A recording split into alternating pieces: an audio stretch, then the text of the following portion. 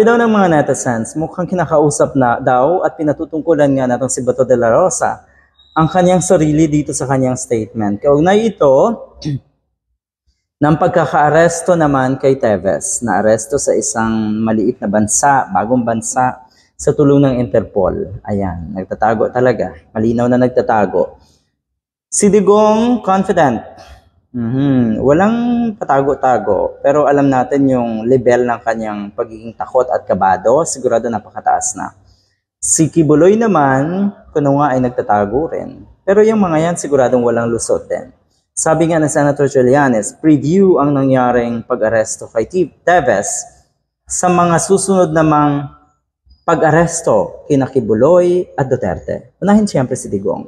Anyway, ang sabi ni Bato de la Rosa, you cannot evade the law. Buti naman alam mo.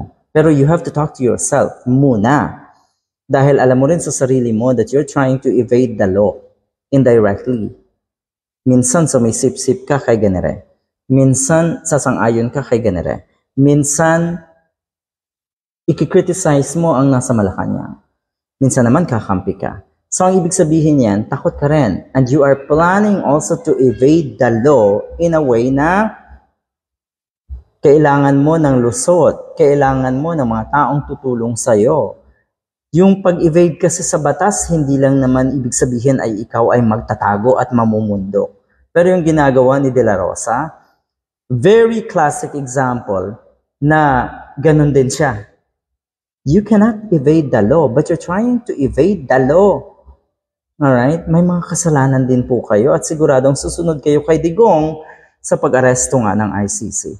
Senator Bato de la Rosa believes that the arrest of expelled Congressman Arnold Teves is a proof that no one can escape the law. Buti naman alam mo. Yung parang kinakausap niya sa sarili niya, kinakausap niya ang mga idolo niya na si Digong at mga kaibigan niya na si Kibuloy. Okay? Pati na rin siguro si Sara Duterte at syempre si Bongo. Yung ganun yung parang yun ang ganoon ang kanyang ang nakikita natin, kinakausap niya sarili niya at yung kanyang mga idolo nga at mga kaibigan. Totoo naman, you cannot evade the law. This is nothing new. Hindi ito bagong statement na dapat ay alam mo rin.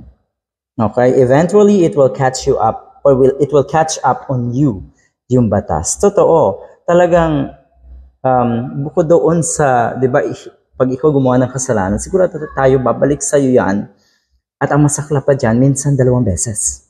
Kaya we choose to believe or we choose to go the way na piliin kung ano yung maganda at tama. Dahil kung bumalik sa atin yan ng doble, at least positive.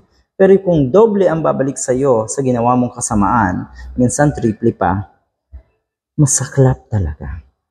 So siguradong alam niya ni Bato de la Rosa. Siguradong alam niya rin sa sarili niya na isa siya sa pinatutungkulan niya dito sa kanyang statement na ito. O ano, good luck.